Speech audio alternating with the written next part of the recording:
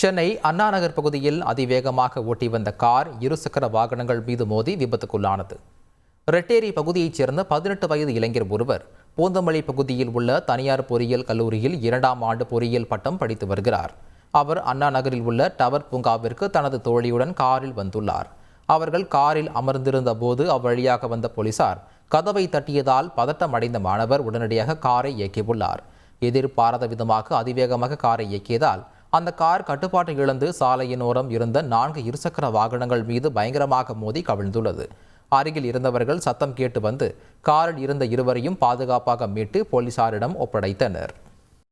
சென்னை பல்லாவரத்தில் கழிவுநீர் கலந்த குடிநீர் குடித்ததால் உடல் உபாதைகள் ஏற்பட்டு 31 பேர் குரோம்பேட்டை அரசு மருத்துவமனையில் சிகிச்சை பெற்று வந்த நிலையில் 25 பேர் பூரண குணமடைந்து வீட்டிற்கு சென்றனர். மேலும் 6 பேர் தொடர் சிகிச்சையில் உள்ளனர். அவர்களும் விரைவில் டிஸ்சார்ஜ் செய்யப்படுவார்கள் என குரோம்பேட்டை அரசு மருத்துவமனை தலைமை மருத்துவர் பழனிவேல் தெரிவித்தார். அமைச்சர் ராஜேந்திரனின் சகோதரருக்கு சொந்தமான தோட்டத்தில் மின்சாரம் தாக்கி ஒருவர் உயிரிழந்தது சோகத்தை ஏற்படுத்தியுள்ளது. சேலம் மாவட்டம் பெத்தநாயக்கன் பாளையத்தில் உள்ள தமிழக சுற்றுலாத்துறை அமைச்சர் ராஜேந்திரனின் சகோதரருக்கு சொந்தமான தோட்டத்திற்கு களரம்பட்டி பகுதியைச் சேர்ந்த பழனிசாமி என்பவர் தனது டிராக்டரை கழுவுவதற்கு சென்றுள்ளார்.